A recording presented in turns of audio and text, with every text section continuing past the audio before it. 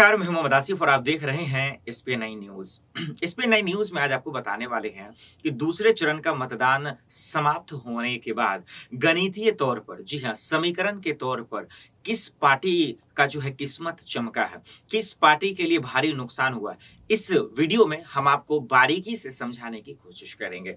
और यही को समझने की कोशिश करते भी हैं क्योंकि पहले चरण के मतदान में ऐसा कहा गया, तमाम लोगों ने अपने-अपने जो है प्रेडिक्शन दिए, अनुमान लगाए कि भारतीय जनता पार्टी को यानी बीजेपी को बढ़-चढ़ कर भारी नुकसान हो रहा है। लेकिन दूसरे चरण में अगर समझा जाए जो गणितीय खेल है, तो इस खेल में जो है कहीं न कहीं कांग्रेस का बोलबाला रहा, गठबंधन का बोलबाला रहा, इनकी भारी जीत हो रही है। बीजेपी को इसमें भी लॉस यानी कि भारी नुकसान का सामना करना पड़ा। कैसे? आइए आपको समझाते हैं।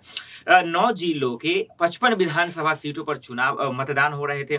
उसमें ज़्यादातर मुसलमानों का जो है वोटिंग था, समर्थन था, वोट प्रतिशत था, ज़्यादा की संख्या में।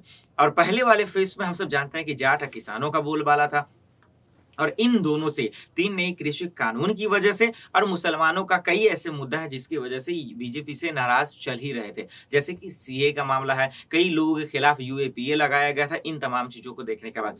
तो इसके आधार पर आप कह सकते हैं और ऐसा कहा जा रहा है कि दूसरे चरण के मतदान में भी बीजेपी को भारी नुकसान हुआ है और गणितीय तौर पर क्योंकि मुसलमानों की संख्या ज़्यादा है, इस गणित के खेल में भी बीजेपी फेल रही है और कहीं न कहीं गठबंधन को पूरा फ़ायदा गया है क्योंकि रामपुर था, बिजनौर था, सहारनपुर तो गढ़ ही माना जाता है कहीं खास करके सपा का इस बार क्योंकि हमने खुद वहाँ ग्राउंड रिपोर्ट जाकर किया था।